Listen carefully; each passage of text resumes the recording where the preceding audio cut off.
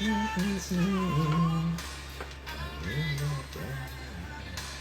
hope you carry on. It won't be long. I'm gonna need somebody to lean on. Oh, my brother, you need a hand. You see, hand, your friend. To lean on. Might have a problem, but you'll understand. You need somebody to lean on.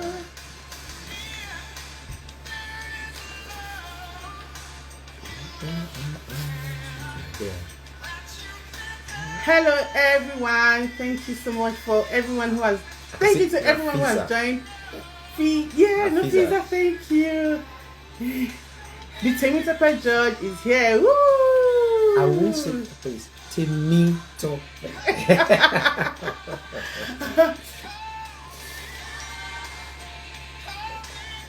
Yeah. Thank you, Nafisa. Thank you guys.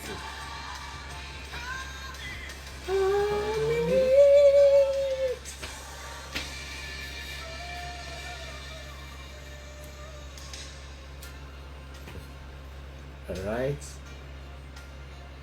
I think I just read them. So, Femi Tope and Let's welcome first now. You want to bring them in? Yeah, that's okay. So, good evening, everyone. Good day, good afternoon, depending on where you're watching from. Maybe we can pause our music as much as I'm enjoying it. Yeah. Yes, it's off now. It's off, okay. So, good day, good evening, good afternoon, good everything, depending on where you're watching from. Thank you so much for joining Dele Uwa Talks Real.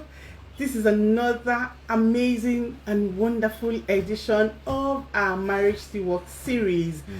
And today we have an amazing couple. I mean, you're going to be blown away. But first of all, let's introduce ourselves. My name is Uwa. I'm Dele. So I need to project the voice. So I'm Dele. So yes, we are here again, and it's been such a beautiful journey, really, and we appreciate everyone who has taken time out to join us, and all the beautiful and amazing guests that we've had in our previous episodes. Today we are having a couple that is so dear to our hearts. We've known them for a very long time, and we can attest to the fact that the marriage is working, right? Yes. Okay, so without wasting time, I think we will request that if you can just send a request so that we can bring you. I think the request is there already. Okay. Let me just accept them to bring them on. No, Okay, not yet. Not yet. So if Femi Tope and Femi can just send the invites, then we can accept so that we bring you on board. Okay, I think it's in now. Let me check. Not yet. Not yet. Not yet. Thank you, Ima. Thank you, Mama Sunny. Thank you, Anafiza. We should do a live where we to bring in some of our regular viewers and who attend who attend our show, so can engage with them one on one. Yes. Can share their experience. Yes. So.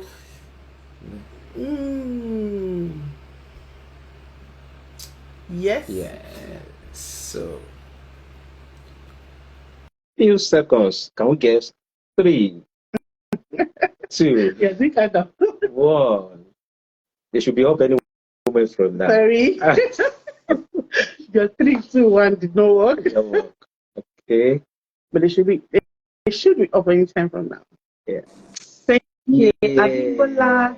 Coming up.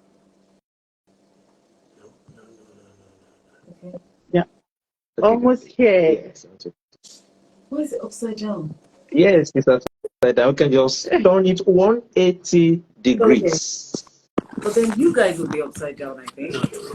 Okay. No, it's Oh, fine. great. Yeah. Hello.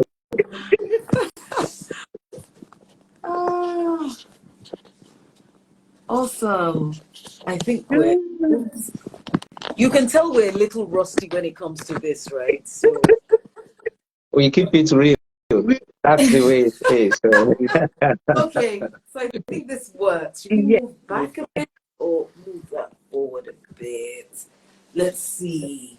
Yeah? Yes. Amazing. Yeah, Are we good? it's good. Good.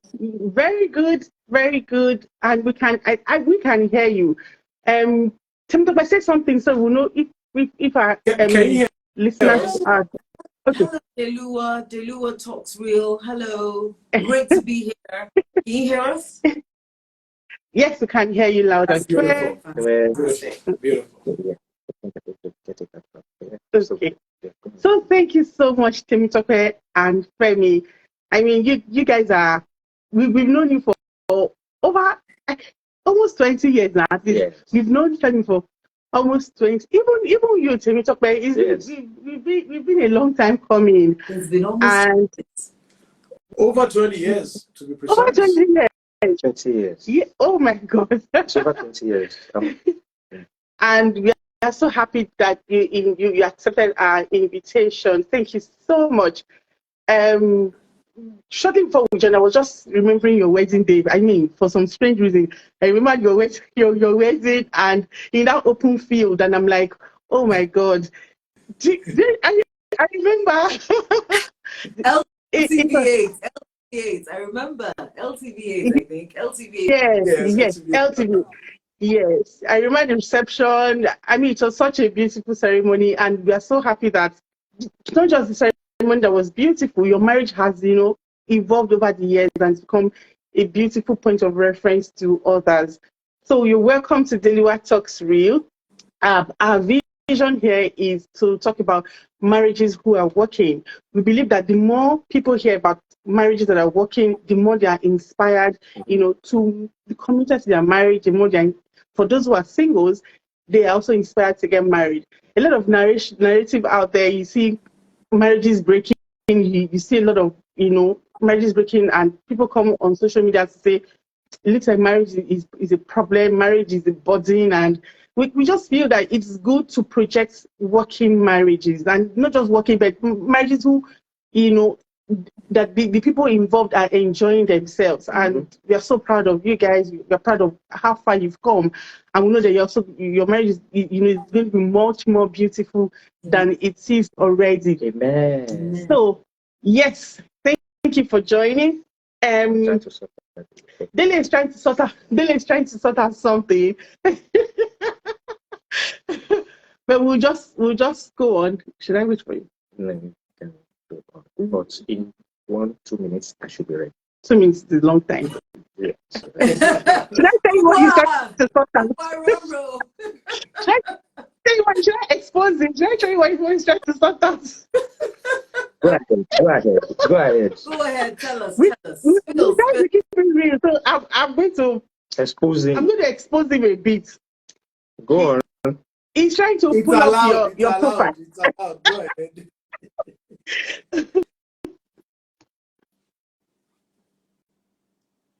Okay.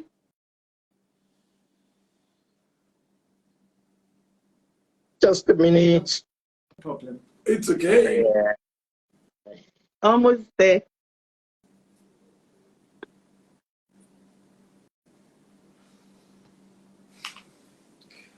We thank God for So everything. while we're waiting for him to pull up what he needs to pull up, I know that you guys have been married for like 20 years now, right? 19. 19. Exactly. 19. But you don't even look it. If two of you do, what's that thing that we do a lot in the couples before they get married? Pre-wedding photo shoot. If we do pre-wedding photo shoot for you guys, it will look as if you're just about to get married next I week. agree. Yeah. I'm not so sure about that. Oh, well, thank you for the compliment, but I'm not so sure about that. Because 20 years ago, I had 6 packs. I had 6 pack, but after eating ofada and eforiro and seafood okra and The thing filled up. lasagna and pasta, 6 packs, 5 have run away. Only one left. Out of there's only 1 pack left. You have 1 pack. Only 1 pack Exactly. left. That's the same thing I said to him. It's just like it's inappropriate. I was almost going to say, let me pull up my own. Then you just see my chest now. I used to say I have 10 packs. It's just 1 pack he has. I'm putting my own up, so you just tell me that I want the two of them to be up. That's why. Yeah, I think we should be good now. Okay. Thank you very much. For those watching, we want to say a big thank you for making up time to be a part of this. Thank you, Femi Tope, not Tope. Who knows, knows. And thank you, Femi. For our guest tonight, I think, okay, the one I was able to pull up first is Femi George. Femi George, OG, is a real estate consultant with over 22 years SME experience. OG, you know what OG means, Femi George. He is a graduate of political science from Lagos State University and also holds an MSc in political science from the University of Lagos, Akoka. He began his career with the family business before joining readersworld.com in 2003 and rose to become the chief operations officer before resigning to float Barakel, right? Barakel Realty Limited, formerly Barakel Global Services Limited, the real estate consultants, in February 2005. Femi has carved a niche for himself in the upscale Ikoyi property market, catering for high net worth individuals and institutional investors with a 10-digit annual sales turnover. Amazing. In 2017, OG was the first Nigerian to be nominated for Australian Leadership Program in Vienna, Australia. Austria. High-profile leadership training that exposes emerging future leaders in politics and business to the top business and political space in Austria and Europe at large. OG is a believer in the calling of Christians to influence the marketplace and is actively involved in that crusade. OG is happily married to Femi Tope and they are blessed with 3 children. Yeah. Please, you can just help appreciate him by putting a clap emoji there. Just say welcome. Help us to make them feel welcome into this edition. So let me move on. I'm looking at her picture here. It's beautiful. She's beautiful.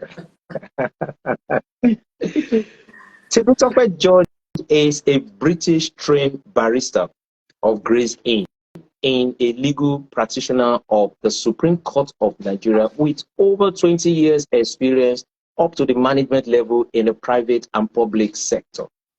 She is a qualified etiquette and executive presence trainer and has trained several companies and organizations such as Chartered Institute of Arbitrators, UK, Integrated Corporate Services Limited, ICSL, Corona Trust Schools Management Staff, Chain Reactions, and government agencies on business etiquette, executive presence, and workplace efficiency, and excellent service delivery. Impressive. It's an impressive one. She has been invited as a facilitator and faculty member of Leap Africa School to work program, 5th GIA Plus Consulting Graduate Marketplace Readiness Program with the NYSC, the Nigerian Law School, and various tertiary institutions. Femi Tope is the author of 10 Hacks for Working in Nigeria, a book on workplace efficiency. It has been tagged as the 12 immutable laws of workplace success, owing to the two bonus chapters, which make it 12 acts in actual fact. It is a fast-selling book that has garnered stellar reviews from employees and employers alike. Her hobbies include vlogging, where she shares etiquette tips on diverse matters, professional etiquette tips, and workplace efficiency on her YouTube channel. It's called Etiquette Tips with TG. Etiquette Tips with TG. We'll post that as we go on tonight. And her Instagram page is at the Femi Tope George. We'll also post that as well. She has been featured on various local and international platforms such as CNN, segment on social media use among Nigerian youth, TVC News, Cool TV, and radio stations such as Nigeria Info FM, Smooth FM, and Ride Ethics Port Harcourt. Femi Tope also is happily married to Obafemi, and they have 2 young adults and preteens. Can you preteen? You want to ask your children? Please let us put our hands together, help them to help us make them feel welcome, and as we welcome them into tonight's edition of Dele Uwa Talks Ray. Absolutely impressive. I am profile Femi Tope. I'm blown away. Well, I know you are a high flyer. I knew we have, and I remember back home in Nigeria. Then my company that I worked with in Nigeria, you didn't mention us. I remember we brought you to come and train us. DCC Estates. Yes. You need to update it. Yes. I'm going to update it. I'll update it. Thank you. I'll update it. I'm just joking. Don't take me seriously, please. So, thank you once again. Let's go straight to our story for today. So we usually start with, asking our guests to tell us how they met. I'm a romantic at heart, so I'm happy to, share this session. So tell us, how did you meet? Who said I love you first? How did the spark start? Just the whole thing. Just give us your story. Sharp from your end. We've had couples here where the man will say her version is different from my version, so we don't know if it's the same thing with you guys. So tell us, is it the same version? Where did you meet? No, let me let her go first. So if they don't need some editing, I will do the editing. Okay, I'll tell you my version. So I met him at I moved back to Nigeria in 2000, and I'd gone to the law school. I'd gone to a Nigerian law school, so I was in Abuja, and then I was back in Lagos, and I was staying with a cousin of mine. And so she used to go to Daystar.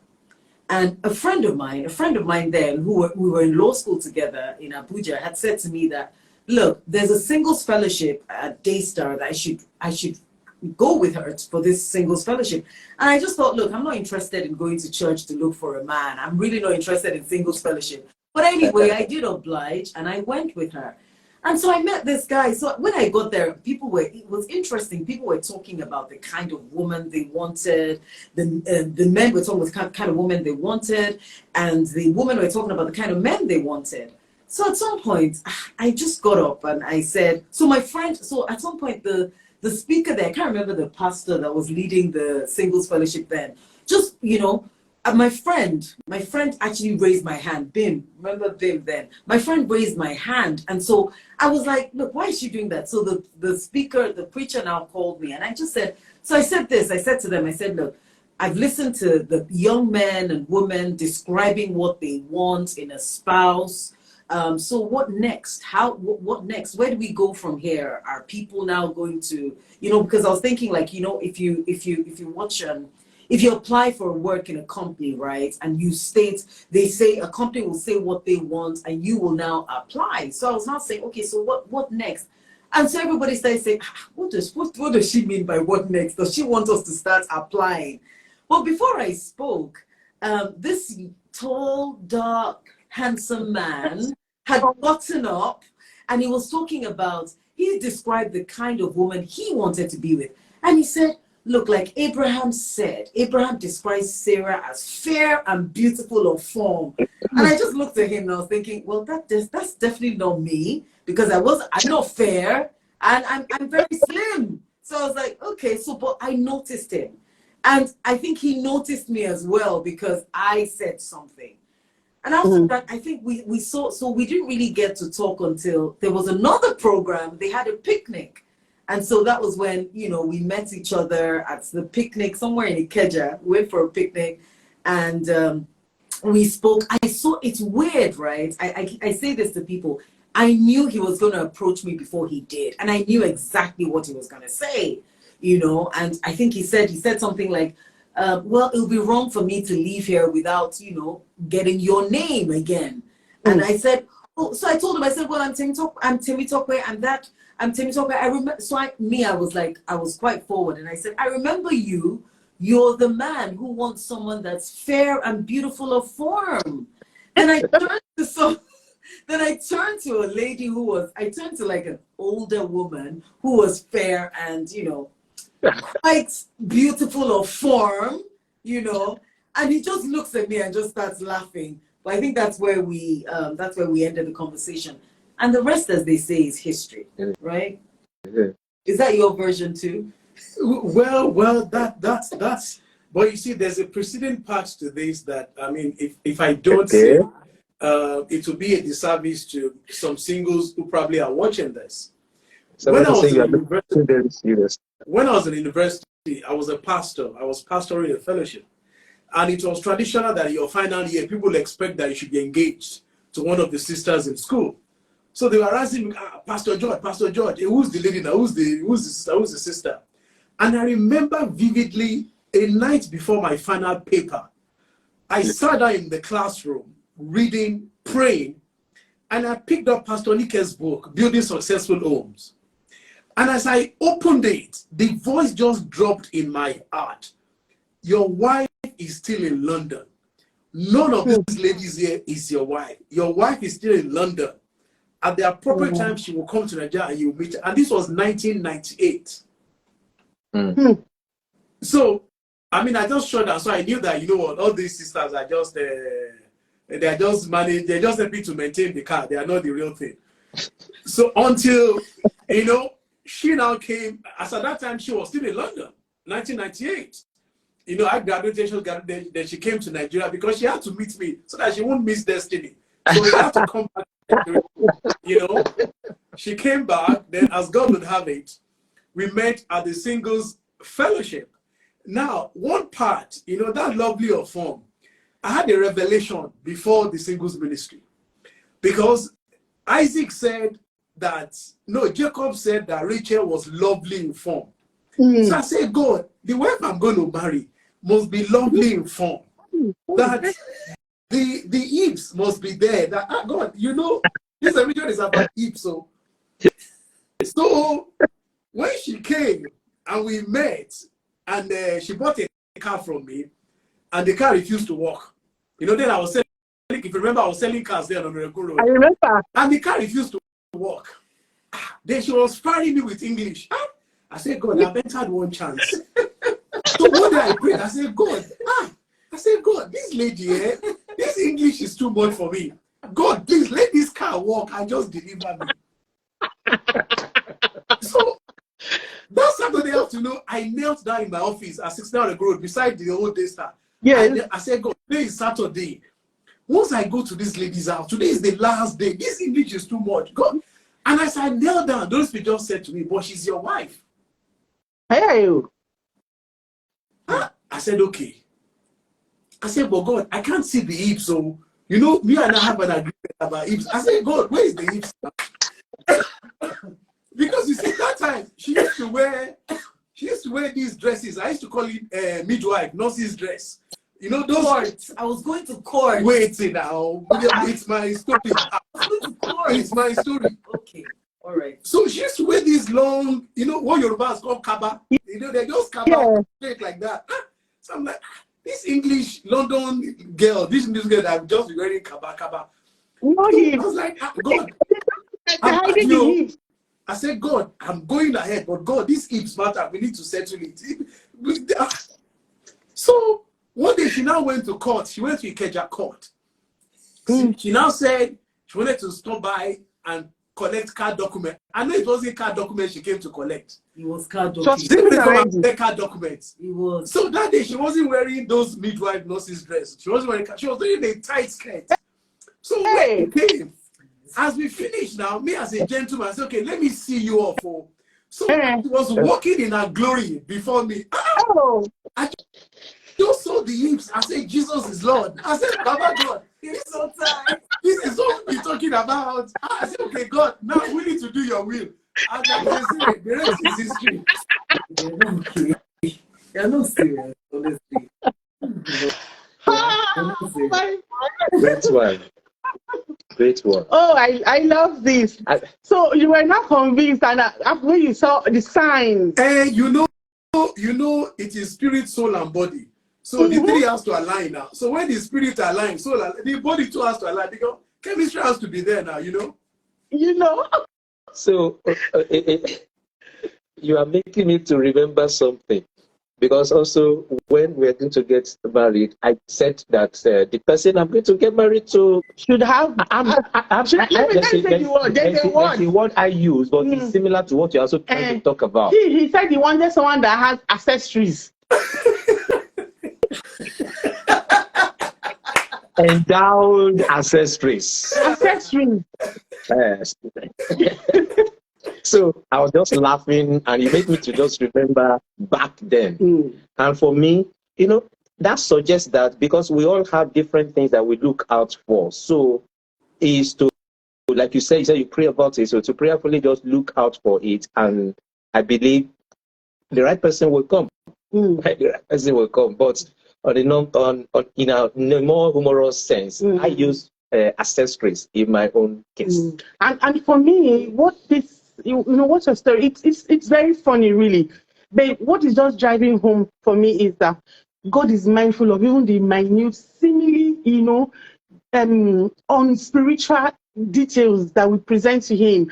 He's our Father, so even those things that looks like what is the one we hit? He's going to alter your destiny. But God knew that you wanted a woman that had that form and shape, and He blessed you with one. He is a faithful God. Everything matters to Him. Okay, so thank you so much. That's a very hilarious story, by the way. So who said I love you first? He did. I'm the romantic. I'm the lover boy. He did. I'm the lover boy. He's looking for something. Correct. Should I sing our song, Femi? You pass my test. You feel my I test. pass my exam. I know it. You passed with flying colors. No darling. Correct. Thank you. So he said I love you first. Okay, that's good. So how long was your courtship? I always tell my husband that we did not date. It was courtship because we never took anywhere. We always met in church. But did you have a period of courtship, and then before you now went into marriage? So interestingly, we met in 2002. We didn't start dating until 2003. We were friends. When we met, like he said, I bought a car from him, and the car was just giving me issues because it was a car that I parked for a while, but I was desperate, and it was like, okay, I have this Renault, this French car, and I was like, okay, so I started using it, and it was giving me issues. But what's interesting about it is that, I normally get angry and, and just, tell him, say all sorts of things. I normally do that. But for some reason, with this guy, I just couldn't. And my friends were like, this is not like you, that if someone messed you up, if you have an issue, you call him out and everything. But I was just like, guys, you know what? You just never know where we're going to end up. And my friends, because I remember I had a problem, and he was calling me frantically. And they were like, why are you not picking up the phone? I said, well, we'll see each other later. And they were like, but this car has been giving you issues. Why are you not, why are you still, being cool, calm and everything? But I guess God knew. That God was working things out, Yeah. But before he said, I love you, at that point, I was like, okay, are we still doing brother, sister? When are we going to get to it? Do you understand? What's going on? And I think vibe as at that time? I was already feeling the vibe because we were friends. It's weird. I used to tell him about people that I'd go on a date with, right? And I'd say that, can you imagine? I went on a date with this guy and he just started smoking, and I just thought, look, how impolite. What's that? But then he'd come and visit me. He'd come from Ikorodu, where he used to live there, and he'd come to Salvation, to my cousin's place, and we'd be sitting down talking well into past 11, midnight and everything. And so she'd be like, what's wrong with you guys? These friends. There was a time I was in traffic from work. Then I used to work on Maloney Street. And there was one terrible traffic from Maloney Street I was heading back to Ikeja, and I was driving. And I must have been in that traffic for till the following morning. Yeah. And he kept calling. We were speaking throughout. Where are you now? What's going on now? So I liked him. I liked to talk to him. He was someone I liked. When I had an end of year, I wouldn't say we're courting, but when I had an end of year party, because he used to come and visit me at my cousin's place, and he'll eat. So I said, look, when I had an end of year party, I invited him for the end of year party. Because I was like, look, you like food, don't you? Just come with me for this end of year party. And, and from there he was going to, I think he was even going to Redemption Camp for a vigil after that. But I was like, okay, come for this party first, and he did. So I would say that we probably courted for a year. We courted for a year because we started courting in 2023, May 2023. 2003. Yeah, May 2003, and got married on the 29th of May 2004. So I'd say we courted for a year. It was 1 year. Like a year. Yeah, it was, yeah. So from 2004 till now, how has it been? I mean, your honest answer.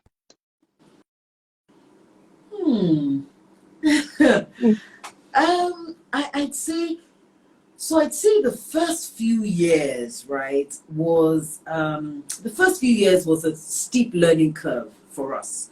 I'd say the first 5 to 7 years. I'd probably say the first 5 to 7 years, because you see, when he says 1, I say 10.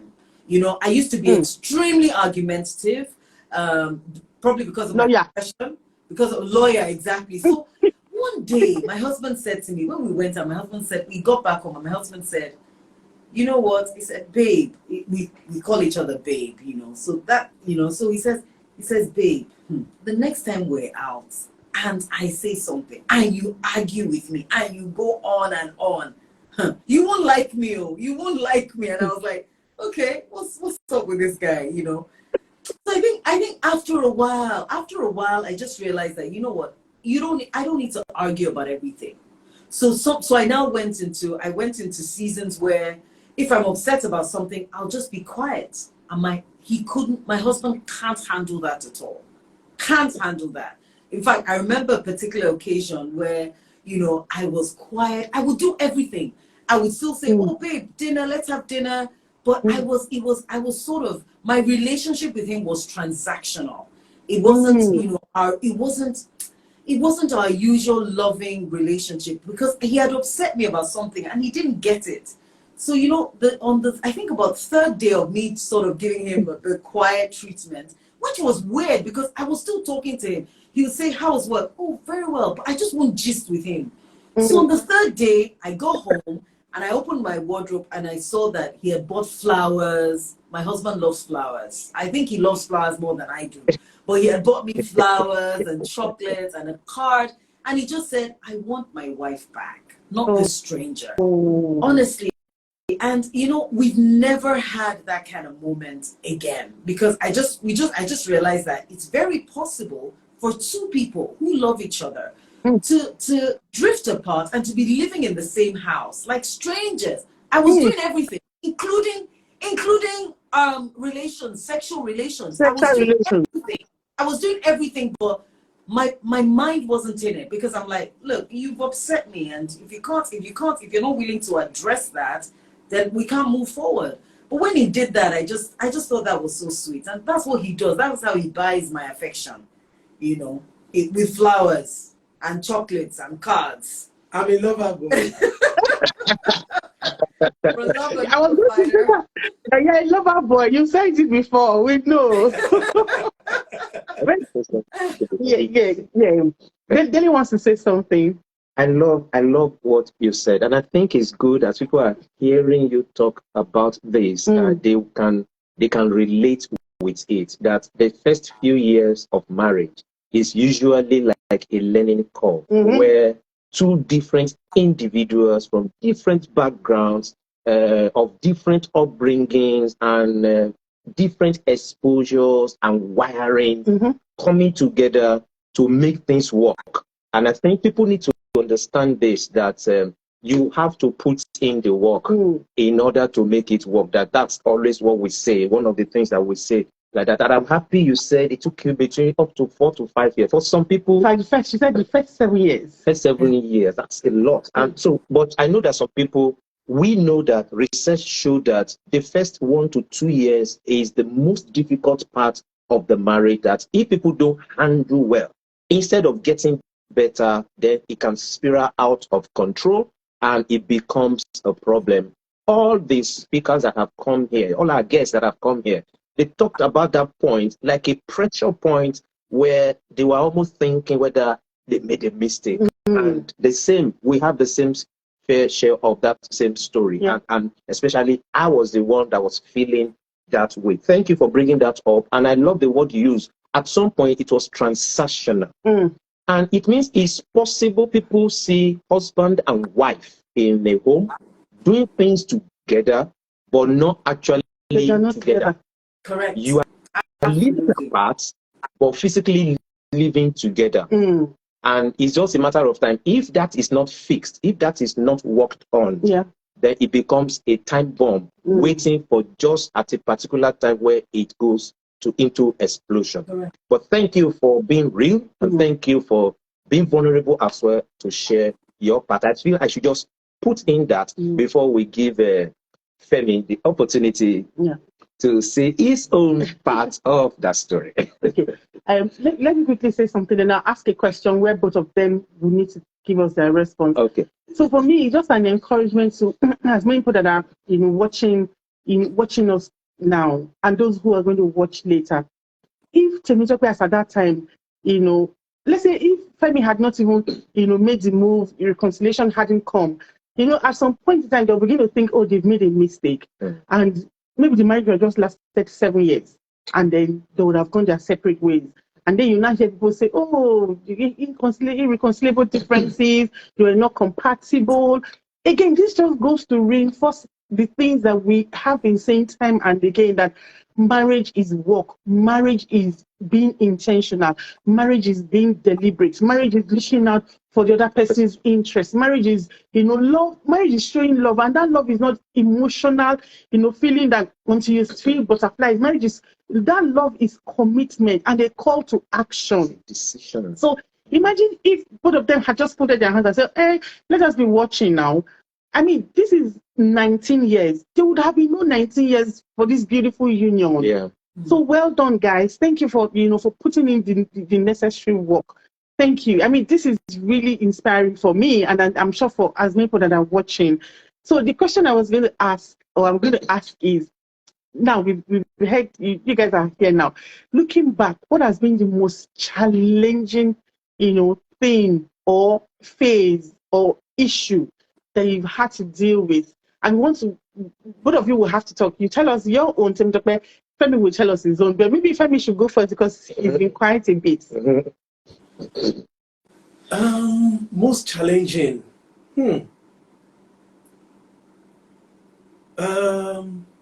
Okay, I mean, most challenging so far. There was an issue with our siblings. When one of the siblings was getting married in Belgium about 7 years ago. And I mean, there's been some underlying issues that were not dealt with because, okay, she was raised in like an European setting. Me, I'm a local Lagos boy. So for us, you know, Local Lagos lover boy, lover boy, LLL. Come on now. lover boy, Local Lagos lover boy, LLL. lover boy, Did I correct. rhyme? You know, so for us, we talk about issues, we confront one another, and we say it there and then how it is, and we sort it out. They are much more English, you know, tiptoeing around each other. So I'm like, these issues on ground, I hope it doesn't explode one day. So we went for the brother's wedding in Belgium. I mean, serious issue. They came back. Then there was a burial in Ibadan. I think our grandmother was being buried in Ibadan. I know an altercation happened between myself, ourselves, the dad, the brother, and, you know, things just exploded. As in, looking back, I wish, honestly, that we didn't go for that wedding in Belgium or went in Ibadan for that burial. Things just got, as in everything, you know what Yorubas would call, the whole thing just scattered, you know? And it was very challenging for our marriage. It was, if not that God stepped in, it could have affected our marriage. I mean, it was so bad that it could break home because, you know, now the siblings were against her. The parents felt that I was siding her instead of, you know, taking sides with the other siblings and they against her. You know, they said we are, normally. You know, so it got, that has been the greatest challenge to our marriage. And I can tell you that it's just God that has helped us through the process. I mean, the issue is not finally resolved, but I mean, it's getting better. I mean, every year, year in, year out. That has been what has really shaken our marriage for the past 19 years. Honestly, it was really a tough one. And if we could survive that, there's nothing we can't survive again in this marriage. Wow. Wow. You know, there's one thing where you in marriage you have issues just between you and your spouse. You know, it's another ball game entirely when it extends to extended family. Yeah. I mean, you just have to bring in every skill and every resolve, you know, to make sure that you move on and resolve that issue. Thank you, Femi. Someone is saying that that's enough for impact. Someone said that Femi has not said. This way, OG hasn't spoken about the initial marriage phase. So the OG has not spoken about the initial marriage phase. So in a minute, Femi, how was the initial phase of the marriage? How was it to you? Maybe one or two things that you probably struggled with. Initially for me, honestly, I was too much in love, and that's the honest truth. And you know, I used to tease her that the cousin she was living with when we met, you know, that your cousin, that your auntie cooked efo, that I'm sure I'm eating one efo while we were dating. I said that vegetable is potent. I said the thing is still working till today. So, you know, the initial thing, when we got married, I was just so much in love. I didn't even know I was broke then. I was just like, you know what? I'm just building my life and this. I was just floating. I was blind to so many things. I was just floating. You know, whatever she did, I was like, babe. But one thing I learned quickly was to realize that women are complicated, and I learned how to apologize in a prolonged way. Before I got married, I'm like, once I say sorry now, sorry is sorry now. I say, let's move on. You know, when I realized that in marriage, you can't say, okay, sorry, you're not moving on. No. You will sit down there, you will build skyscraper, you will paint the skyscraper until that sorry evaporates. So it took me a while. That was my greatest struggle because I was like, once we've said sorry, just take sorry now. Let's just. And she'd be like, I've had. So after a year or two, I realized that that's Avad. It's not Avad though. That Avad means you've not really begged. So, your sorry was not sorry. If I used to this lingo. Hey, sorry was not sorry. So after a while, I now realized that, okay, the story has to be dramatic. It has to be prolonged. You know, there has to be some things in the story. Once I learned that, I mastered the art. Now, I took her with sorry. She too, that's it, Tito is okay now. I mean, so that's it for me, really. I want to He wants to say something. I want to protect you because some people listening now or maybe listening after, they might carry placard because you mentioned a phrase. You say women are complicated. I said, but we understand what you're trying to say. What we need is understanding each other. And I think we are coming from the place of understanding. We are all complicated, both women and men. And complicated in the sense that we have not learned to understand each other's wiring, each other's way of dealing with life. So women are complicated. She's agreeing with you that women are complicated. Women are But we've complicated. seen, I mean, from low Don't to low. sugarcoat it. Don't sugarcoat it. We are complicated. See, we both men and women, we've had handle cases whereby it was the men that are actually complicated. They are not. It's true, Sha. So women are not as complicated as some men. That is true. And some men are not as complicated as some women. So I think it's where we it's what produced us and brought us to where we are. Yeah. That defines the complexity that we are exhibiting at the moment. The prof. So please. I think it's our experiences and what we've been through that have brought us that far and put us in a state where we exhibit certain traits. And those traits can be termed as somebody being difficult. Some people will use the word difficult. My wife is so difficult. My husband is so difficult. Some people use my wife is so complicated. My husband is so complicated. I'm just saying this so that I can lighten it and put pictures to it that you don't mean that that is the same thing each and every one of us go through, because that's the same reason I was saying I hope I have not made a mistake the first few months of our marriage. So it's still born from that concept. I just need to expatiate more on it so that people don't have a misconception of what we are trying to talk about. Thank you. Thank you very much. I like the balance you brought to it. Yeah, it's what has produced us. And you know, programming is powerful, and we've been programmed by exposure, upbringing, the culture, the family values that we've been exposed to. So yes, I absolutely agree with you.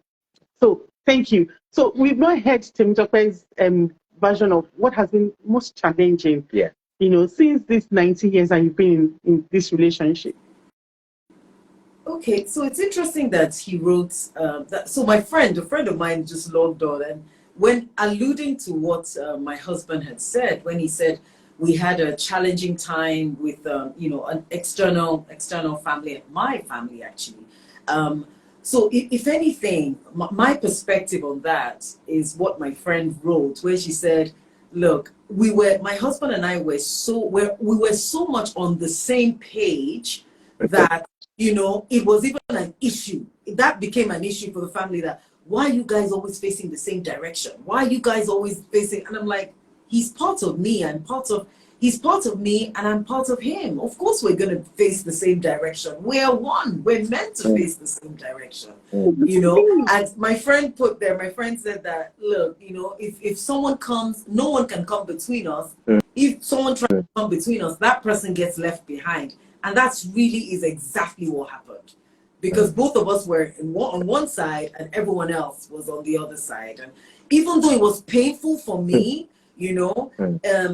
I soon came to the realization, that he's part of me and I'm part of him, so that's with that issue. But it was a challenging issue.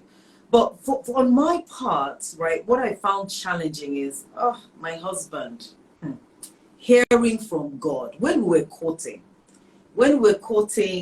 we used to have, so we had like, a piggyback where we put money together, And one day, so I'd gone on holiday. My folks were living in the Gambia. I'd gone on holiday to see my folks.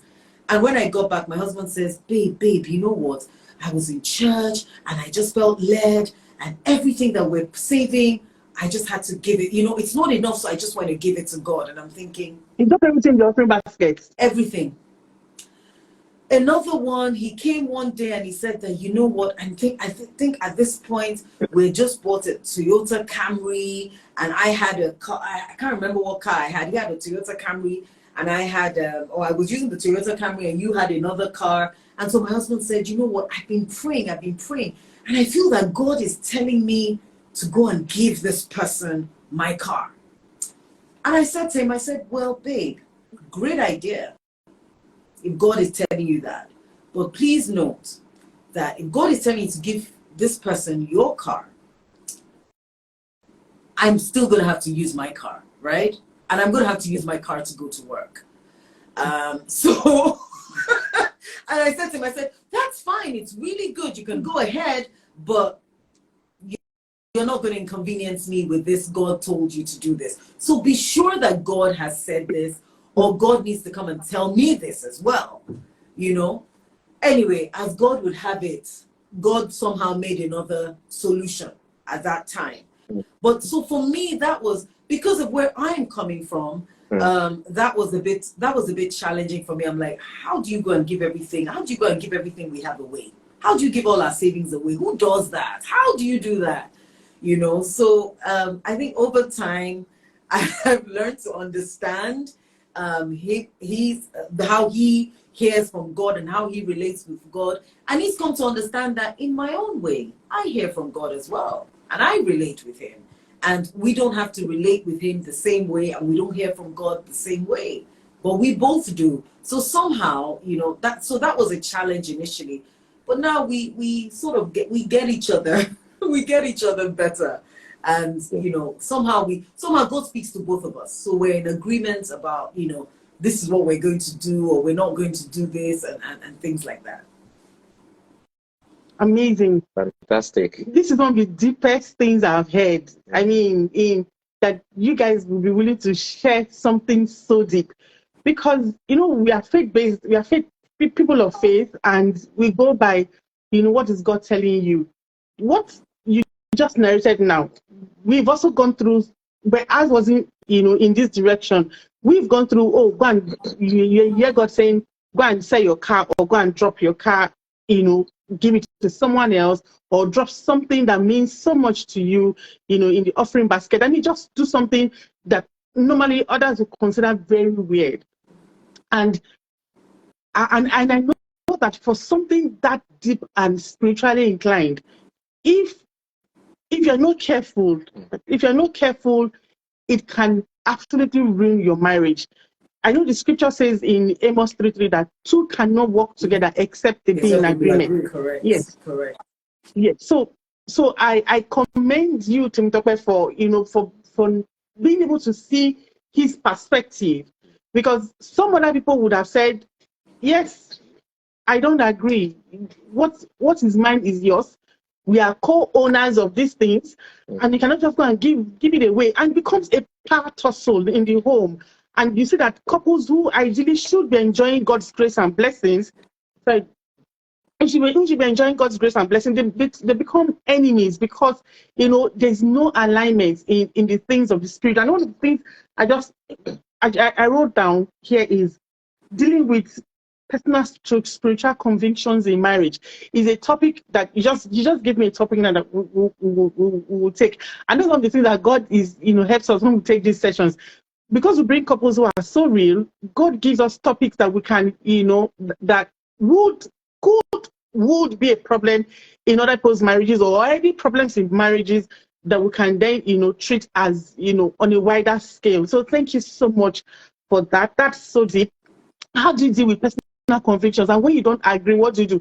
There was a time he said something, I can't remember. In fact, we've had more than one episode. There was a time we wanted what we're going to yes. When I say I don't even, and I'm born again, tongue speaking. I'm not ashamed to declare that I'm a born again child of God. I speak in tongues.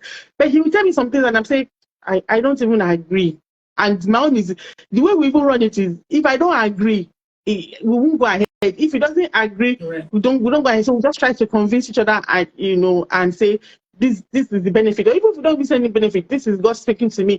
And over time, you know, God speaks to the other person, and we have peace and we move ahead. One major one for us was, you know, moving to the United Kingdom. For 5 years, I was battling this. We are going to share a story. I think after you guys, the next Insta Life will be us, you know, sharing our story. for 5 years, I was battling with this thing, and he did not agree. I mean, it don't look like as if God was hounding me. I'll go somewhere, and somebody will tell me, "Oh, I was praying, and God just said you guys should start planning to, relocate." And he got to say, when someone said, instead of talking to the person, I just say, "God, I know," But because he was not in agreement, there was nothing I could do. The only thing I could do was to say, and then just keep praying. Let God speak to his heart. So this is something very deep that you have raised. And we see, even for people that are here with us in the UK, Nigerians that are here with us in the UK, we see couples who are battling with the fact that they took a major decision that two of them were not in agreement with, and it's causing so much rift, in the home.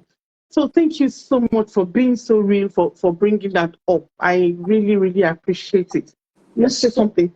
No, let's just move on. Okay. Wow. So please, if you're enjoying this, if you are really blessed, can you please, put emojis, appreciate Femi Tope George and Femi George for us. This is amazing. They are real, they are honest, they're not pushing out hard truths. Let me balance that. I mean, for the benefit of those who are listening, for most of those, if not all, those, seeds, sacrificial giving, we've seen, she can testify from day one, from our wedding, our finances have been miraculous. Things don't happen for us naturally. My business that I do, I don't earn 10 naira by natural means. Whether it's 10 naira or 100 naira or 1,000 or 10,000 or 1 million, you can see clearly that, there's a finger of God in this particular thing. No matter how small, no matter how big it is. So, I mean, because people also need to hear that. So it's not just the given part. We also see God's hand in our finances. He always comes through. He has never failed. We can look back and say, my God, how did we do that? How did we do this? How did we do that? How did we do? And the only conclusion is, God came through supernaturally. So for couples, that one couple is saying, let's give. Once you are convinced that, God is talking to the other person, take a leap of faith. And God will confirm his word that, it was actually the one that spoke to your partner. Yeah. Thank you very much. There was a time we used to call God Jehovah Kashito, our God who speaks in cash. Yeah. Because, we've had situations where he's come around, right? And he's just sorted things out with the cash we needed at that particular time. Ridiculous. In such a ridiculous way. Yeah. Yeah. We can absolutely relate. And the scripture that comes to mind is that, the Bible says that the just shall live by his faith. It is hearing God and doing what he's asking you to do, even if it doesn't make sense. That's faith. That's just, following him. And our last guest, Tunde and Bridget Election, they shared how, they got the instruction to begin to put Tunde's salary in the offering basket for 6 months. And it was God that took them through that 6 months. But after that, things took a new turn for them. So, and we can absolutely relate as well. But thank you so very much. So what I would just say is, if you're listening, it's important, both from the natural realm and from the spiritual realm. It's important that parties in a relationship or in a marriage have to agree, because you are more fortified. It helps you to produce bigger results. No matter how good one party is, the result you will produce individually, when you add it together, you can't compare it with the result you produce when you collaborate. And I think it's good I also put that out there. Thank you. Thank you very much. Thank you. So the next question is just the opposite of, challenges. What has been the high point of this marriage for you guys? And would you say that since you got married, that this marriage has added value? Has Femi added value to you, Tim Tope? And Femi, has Tim Tope added value to you? What has been the high point for you guys? Well, Wow. I think there's so many high points. Exactly. So many high points. But I think what I say to people, and what if someone says, what is the secret of the success of your marriage? I'll say that we're friends. I actually like my husband. I like him. So he's someone I like to hang out with, right? In the early days, we used to do date night. Well, with the way things are now, the economy, we don't do date night every week. We used to do date night every week. So from the day where we can just afford, like maybe booker food, we will do that. We used to do special anniversaries. There was time we used to travel every year for our anniversaries and stuff like that, you know. So the high points, I'd say there are a lot of high points. Is it having the children? You know, is it with my husband? I find that I have someone who is readily on my side, my go-to person, someone who can look me in the face and say, you know what, you were wrong here. This is not, Like, so, you know, when things happen at work, when I have challenges at work or with friends, I can tell him about it. And he's like, okay. He'll let me see another perspective. He'll say, but this person was there for you when this, he's my friend. Honestly, he's someone I like to spend time with. You know, if I want to go out, we don't go clubbing, but if I want to go to a party, he's someone I'd like to go to a party with, right? Even though well, let me qualify that. Even though she wants to sleep at the party, where me I want to go. They're not here now. So yeah, that's true. So not all parties. I don't like to go to all parties with him. Some, not all. Because he'll start saying, babe, so when are we leaving?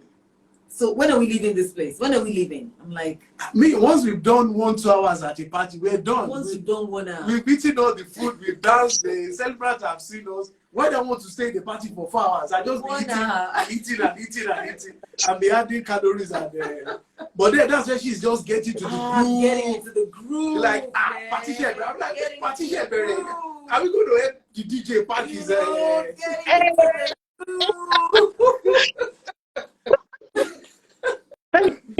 Let my sister groove, I beg. Thank you. I can relate with you, my Femi. I can relate with you. Thank you. I can relate. Thank you. You know that for parties, the end is usually the sweetest, just like the bottom of jollof rice. Thank you. Uwa, you're speaking my language. I'm telling you. It's not the beginning. It's towards the end. That's when they bring the major acts. Yes. And the beats, become. Do you understand? That's it. I would say a high point was, so for my husband wasn't able to be there, my first child, but high point was labor for my second child, second and third.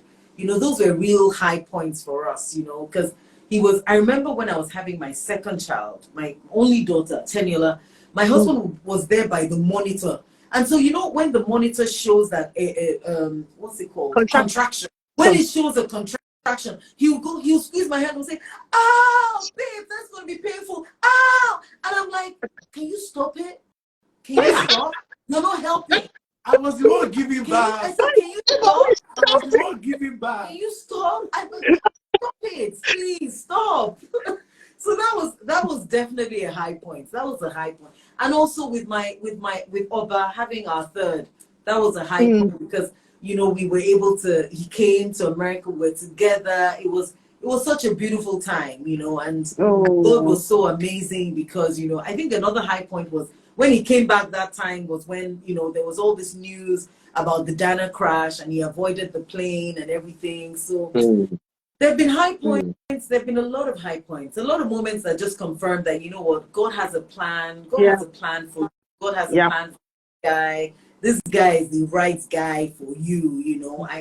Honestly, if I know we don't get to come back, but honestly, I think if I was to come back, I think I'd definitely choose him.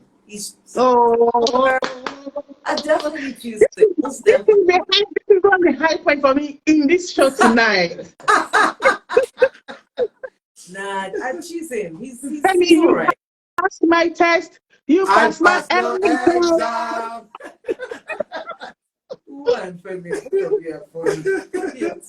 Oh, this is so beautiful. Oh my God. Oh, love is so sweet. Yeah. Please don't make me cry. Femi Tope. Stop it. I love. Femi, you Yeah. hear? Femi, you hear? KG, my friend is telling him. Femi, you hear? Because she knows this. Femi, you hear? But you nailed it, Femi Tope. Friendship Yeah. is, I mean, the bedrock of any successful relationship. And we keep telling people the fact that I can be myself. We are friends. We can say anything. I mean, there's no intimidation. I can just absolutely be myself, to the point that at times, should I say this? Go ahead. Anything. It's not me against you, it's against me. At times we can be talking and I fat, and you're not saying, and I say, what? You married me, why the whole of me, fat and all. I knew that was what you were going to say, by the way. I knew that's what you were going to say. I actually knew. Yeah. So it's okay. But I'm just using that to say worst case scenario. I mean, you can absolutely be yourself, and friendship is key. Thank you. So Femi, let's hear your parts. What's the high point? I know there are so many. So many high points. Honestly, in fact, the whole marriage has been a high point, to be honest. Oh. And I just recount so many things. But let me start with the newest one. Sorry, someone put it there. Us that like to fight. Lady K, why are you outing us here? What's wrong with you?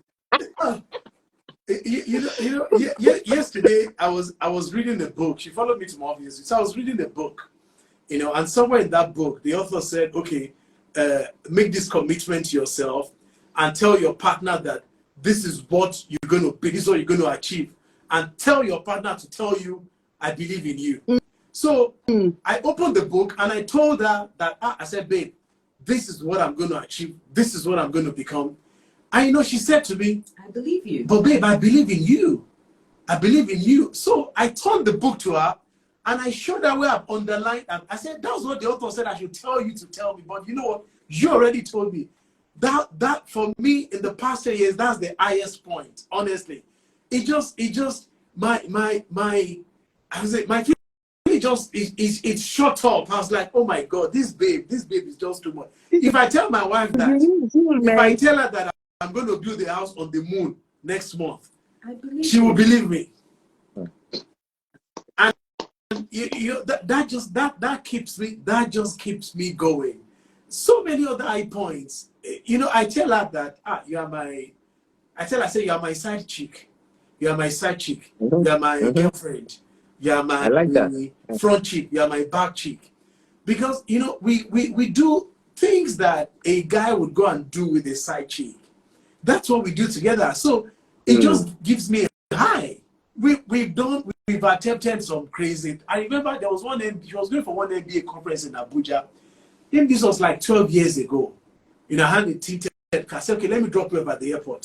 So when we got to the airport, I just went to one corner. I just parked in one corner. And we had a cookie in the car park at British Airport, before she left for Abuja. They're asking me for high points now. Okay, high points. I'm telling them my points now. High points is It's part of the high points now. Please leave us. Is he talking to? Let me say my point. Let's see.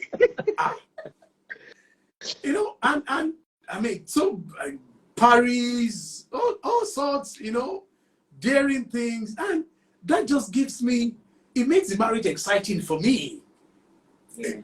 At times she looks at me and she'll be like, don't you get tired? Don't you get tired? I'm like, tired, okay. I can't get tired. I'm motivated. There's motivation that, in fact, she calls me ever ready. That's my nickname, that she calls me ever ready.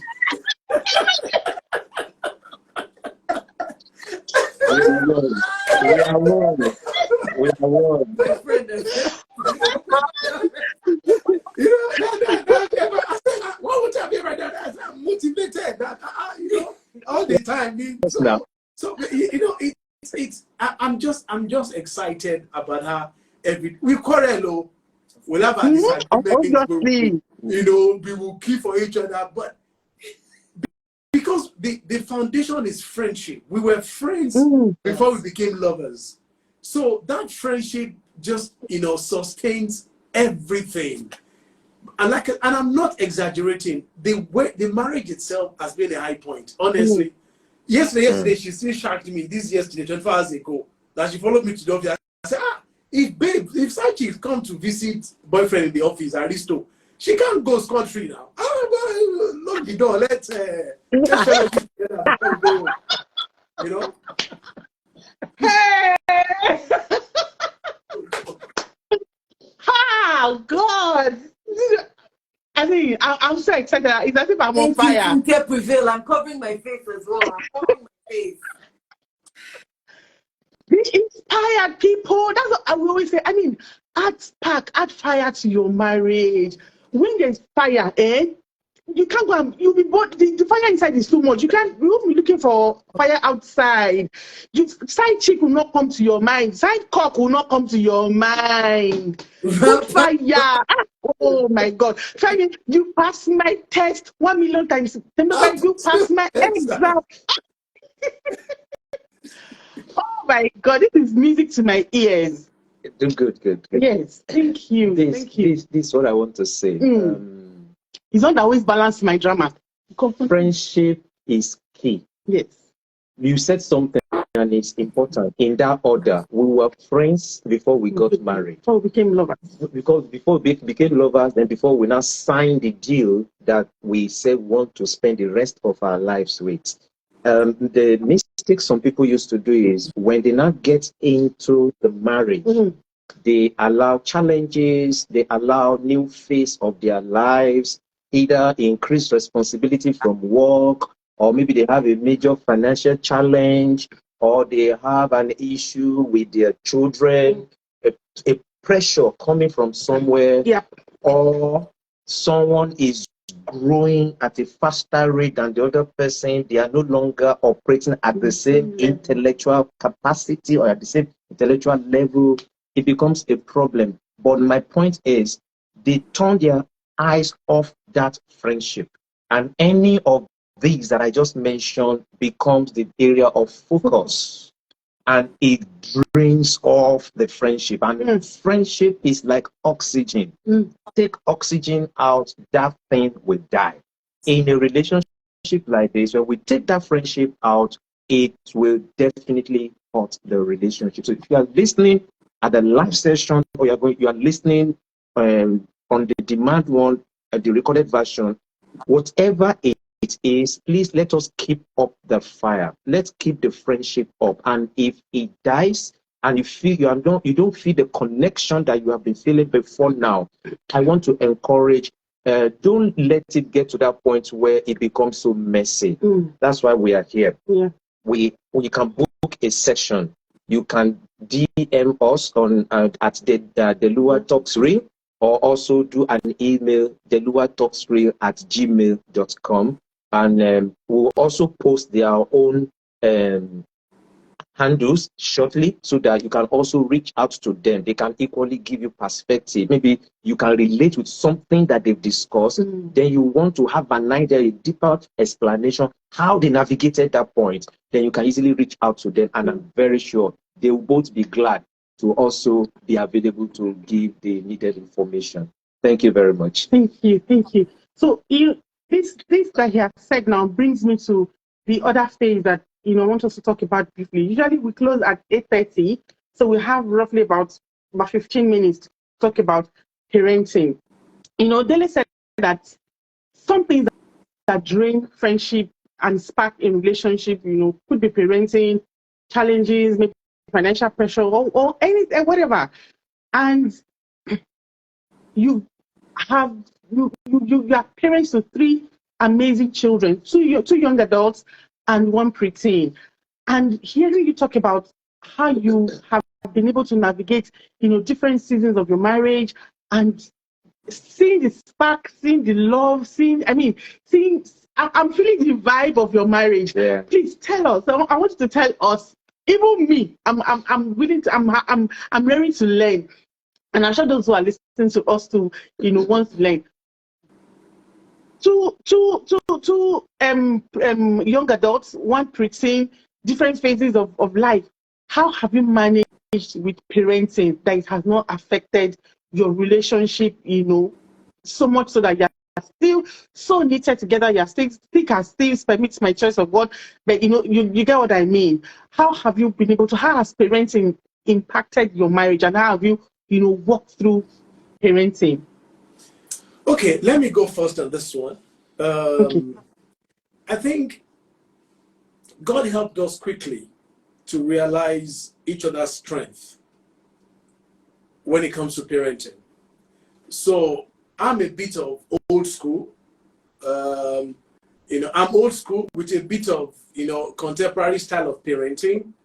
So I'm still the strict type, even though very loving, caring, but I still believe in being strict.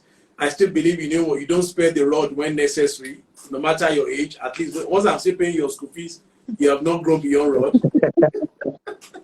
But she teaches, things in church. She has a calling for that age bracket. So she is more, contemporary. She's more Gen Z, millennial parenting.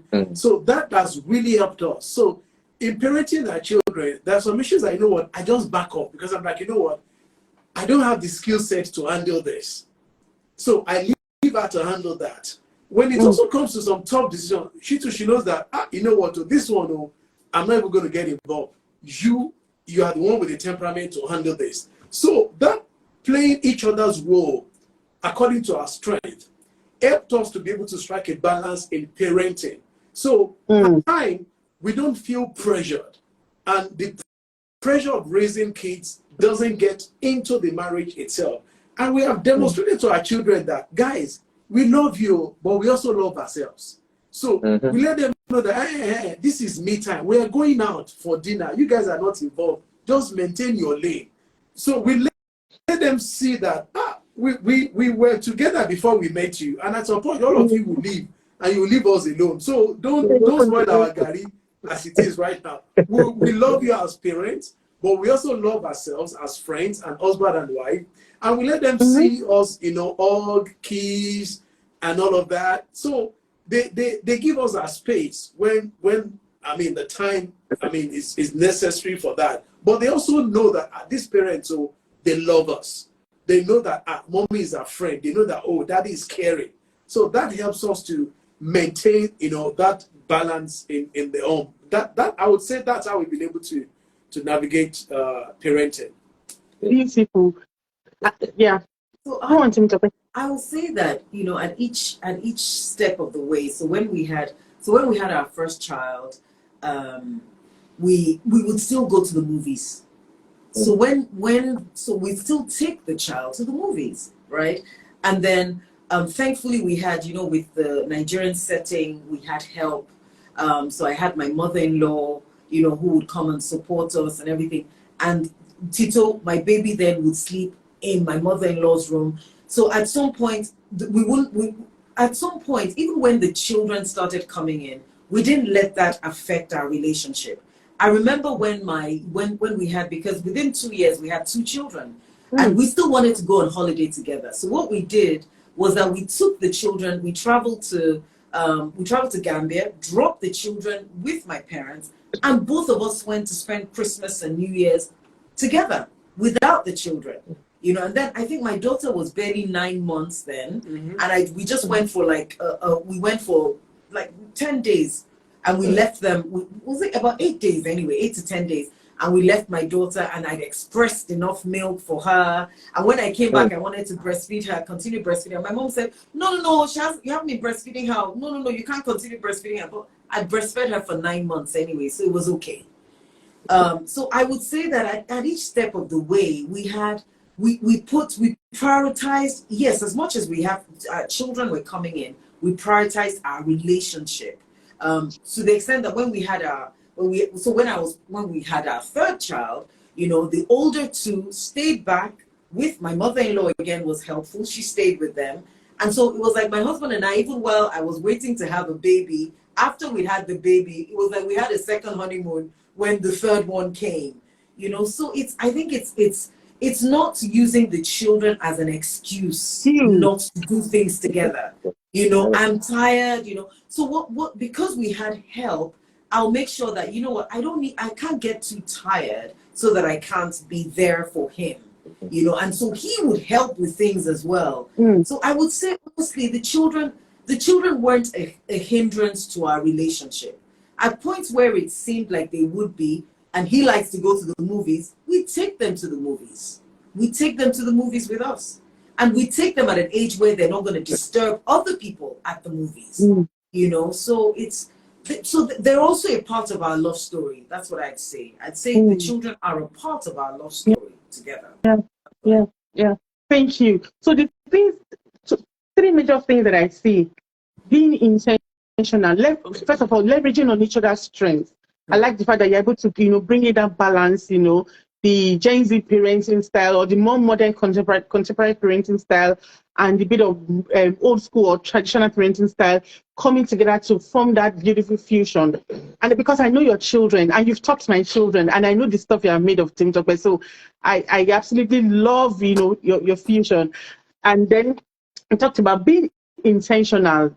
I mean, God gives us children as blessings. They shouldn't have become excuses, you know, for us to now pull down our home or our marriage, because we've seen so many cases that we've handled in the past and we're still handling, that children come in and it looks as if children that should be blessings, that should add spice and color and joy to the marriage, become, you know, source of problems. And then the fact that you prioritize yourselves, I mean, that is so beautiful. And for as many of us that are listening, watching us tonight, please, whether you're married or you're about to get married or you're thinking of getting married, please always prioritize yourself. Same thing you do. Our anniversary is coming up this month, 27th, and we've been asking ourselves, okay, what do we do? We're going to be 21 years in marriage. And I said, please don't even buy me perfume, don't buy me clothes. I just want to go away. And he has been saying, we should just go away. We should just go away. And, you know, giving yourself focus, giving yourself attention, because if it is well with both of you, that's going to be well with the home and the children. So that's so beautiful. Did you have a question? Not a question, just a bit of contributions from the group. Imokade 2K3 earlier posted in the comment section and said alignment between couples is usually a major challenge. I think that was when you are addressing the fact that nobody was coming in between the two of you. That's why Ima for Impact says, he said, funnily, he said, OG looks more like the groovy. The groovy one. But... Then coming Lady K says, Femi and Femi Tope have never let anyone come between them. Like anyone that comes between is usually quickly left behind. So, that's a high point. Then Queen also mentioned the fact that it takes intentionality. It takes intentionality. What I just want to add, the one part, there are a whole lot of things I can extract from what they've said, but I just want to extract one. I'm mindful of the time. When Femi said they deliberately do certain things in the presence of their children, I think that's modeling. You model what you want them to become. Then what the advice you give is what you are modeling. You are not saying one thing and doing something completely different. Children that grew up from a home where parents will say one thing and do something completely different, those children grow up and we realize that some of those children are the kind of children that are suspicious, that don't trust people, and it just gives them that balanced wellness when a child sees what the parent says and what they model. Sometimes some parents project something differently when they are out of the house, but when they come back in, it's just the children that know the kind of people that they are. So that modeling is key for me, and it makes more impact than giving them Harvard principles of how best to live your life. So simple way, whatever value, whatever either value or information or wisdom or knowledge we want to give them, we should likewise project it for them to see it on a daily basis. Then it's believable more. Then they're able to cut it and be able to imbibe it as well in their own personal home. Thank you so much. Thank you so much. Thank you so I much. think we are a big thank you to everyone who has remained with us. This has been so good. I wish we could go beyond 8:30, but I have a question. I have one more question. No, two questions. So the first We question. have 6 minutes. Yeah, we have 6 minutes. Don't worry. So one more question. So seeing how busy you are, seeing how you are into yourselves. I mean, it's still a parenting question. How do you get involved in your children's world? Because you guys seem to be so into yourself, which I love. But how to get involved in your children's world? So someone so that they are not left out, of out of your lives. Very good question. So as they, I think at different stages of growth, because I'm a teen teacher and I used to teach them, so when they were teenagers and they were in my class, so I would, they'd see how I relate with other teenagers, so I'd get involved in their world that way. But we also have a practice at home. We typically ask, we ask each child, did anything unusual happen today? What good thing happened today? Did something unusual happen today? So we try to engage them every day. I'd like to say that we gather for family prayers every night, but we don't. We try to as much as possible. The times when we do gather for family prayers in the evening, we will typically say, okay, so what was interesting about the week? What would you like to share? And then we share what we found interesting about the week as well. So we share those things too. And with my kids, especially my older two, I think all three of them, and somehow I'm close to them. I'm gifted with being close to my children. So when they have issues, they tell me, and when I have issues, I tell them as well, because we now have young adults. So sometimes I say to my daughter, I'd say to my son that, Tito, you know what, your dad upsets me today. Your dad upsets me. And you know what he'll say? He'll say, you and daddy, you sort yourselves out. I'm sure you'll be fine. or I like that. I love that. Or Tito will defend his dad and say that, mommy, but you two, you can be. But Temi, my daughter, when I tell my daughter, she say, hey, daddy, sometimes, daddy's extra. But mommy, you too. So I tell them when I'm upset, they're like, mommy, what's going on? Okay. So when they say I'm acting somehow, they know because I tell them, I engage them. We don't hide things from them. We don't hide things from them, really. So we tell them. And so that's how we involve them. I like that because it's good for children to see that things are not perfect. Certainly. They grow up knowing that you have to make things work. Leaving it to itself will not make any difference or will not improve anything. Yes. So they could see that there's actually a challenge and they could actually see the practical way you guys go about resolving them. So that's kudos.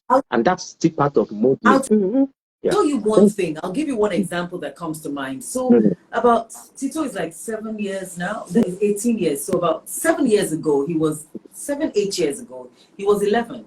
And every year up until that point, we used to travel every summer. So the kids will be like every summer for like 11 years, we used to travel with them. But this particular year, they weren't hearing the whispers. We don't tell them until when we're just about to go because they will just stress. You know how kids are. They will go on. I want them to be announcing as well. So we won't tell them. So this particular year, my son came. My mom's son said, Mommy, you know what? I'm going to ask you a question. Mommy, I just want you to give me a straight answer. I said, sure. He said, Mommy, are we traveling this summer? I said, no. He said, So he now looked at me and said, but Tito, you know what? We're not traveling this summer. But I want you to know this. Every summer, since you were born, we've traveled abroad. Oh, Mommy, really? I said, yes. I said, Mommy, I feel so privileged. I said, that's exactly how you should feel. So if we're not traveling this year, it's okay. If we don't travel next year, it's okay. We will still travel together as a family. But so for him, it felt so good that for 11 years he's been traveling. He felt so good, and that was it. So it's we try to keep it real with them. Yeah. So they could see life as it is. So in my political career, when I had issues, we called all of them together, told them what happened, told them this is what's going on and all of that. And they just kept quiet and they said, well, it is well. I mean, things are going to be okay. So we don't shield them from the reality of life. Yeah. So we let them see things the way they are. Even the issues that, I mean, we had with the siblings and with the parents. They knew about it. We told them everything. They knew about so they knew what was going on. So that, I mean, we're not acting out Nollywood for them, and they just start thinking that life is life is Garden of Eden. Yeah. Amazing. Amazing. I just love you guys. I love you before now, but I love you times 1 million now. Love you too. Love you too. Love you too. Love you too. Thank you. This has been so rich. I mean, it went by so quickly. The time has gone by so quickly. You know, when you're having a good time just goes by. It's been so rich. So rich. As if we've not even started, that we're just at the pro level. And thank you guys. I mean, we usually ask people in the audience to say, do you have any question, for our guest? But today has been so packed, so rich. Sorry, we should have asked. And he whispered it, he reminded me. It's me. But what we'll do is, I've dropped the handles, our own, at the Lua Talks Reel. Then our own personal handles at Dele Uwa Agbogun, beloved. Then the email, the Lua Talks. So if you could check through the comment section, you'll see that. I've also dropped their own handles. So you can take the question off from here if you feel you need more explanation, or they touch on something that you need more explanation on, or you need them to talk about. Please feel free to reach out to them. If you need to book for a professional counseling, that is what we do in addition to the job that we normally do here in the United Kingdom. So we will look at the calendar and arrange how we can book a session with you. Then we'll see how we take it up from there. I want to say a big thank you. Thank you. Parts of it. But I think before we go, we should help just put it there. Appreciate them. Two things. Appreciate them. Then you can just put in one word. You want to describe your experience tonight. Today has been fantastic, brilliant, fantastic, amazing, mind-blowing. That's 2 words. You can use 2 words. And whatever it is. Fantastically amazing, mind-blowing. So, fantastically amazing, mind-blowing. FAM. No, FAB. Fabulous. Our guests to say, what advice do you have for couples or people who are in relationship? Please, 1 second. You guys are too loaded for me not to ask. Can relate to the singles, engaged or married. Look, there are always signs, right? There are always something that's going to work, right? There are always signs. I see this to my friends. When someone is not right for you, don't manage, don't compromise, don't manage, because that by managing, right? By managing with someone that you're not meant to be with, you're missing out on the opportunity of meeting your right person, the right person for you. So if you're already having doubts, if you're in a relationship and you're like, I'm not comfortable with this, I'm not sure he will change, those are red flags. Move. You're not a tree. God will bring the right person. God will bring the right person. Okay, so thank you. For me, the take home for everybody is, especially for the singles, God still gives couple. God still gives partner. He's still in the same God that opened the side of Adam and brought out Eve. He is still in the business of giving marital partner today. Let's not get to 21st century. Let's not get to no, that's old school. No, God is still speaking. He's still giving partners. Yes. Number one. Number two, and I also say this, there must be chemistry. Don't say God said, and you now go and marry someone that 5 years down the line, like, why did I even marry her? You don't realize that, you needed someone more tush, you needed someone more pretty. No. There must be chemistry. If she's not shacking you today, she will not shack you tomorrow. Lastly, you are not the Holy Spirit. You can't change your partner. You can't. The person that is slapping you, he will punch you in marriage. Don't say no, don't worry. When we get married, I will convert him or her. You are not the Holy Spirit. So for me, those are the 3 takeaways. Thank you. Thank you. Thank you so much. From beginning to the end, it's been from one dropping hot facts to another. Oh my God, it's been beautiful. Thank you so, Thank so you much. guys. Call me Lady K. Thank you guys. About 10 seconds. Yeah. So before we come to an end, we want to say that on the 22nd, 2 weeks from now, we'll be having another edition. But this time around, this is like the 4th edition. That will be like the 5th edition. We'll be here alone, live, to be able to make it real and narrow down on a particular area. Don't worry, you will get to hear, but it promises to be very, very exciting, impactful, and enlightening. That we can say.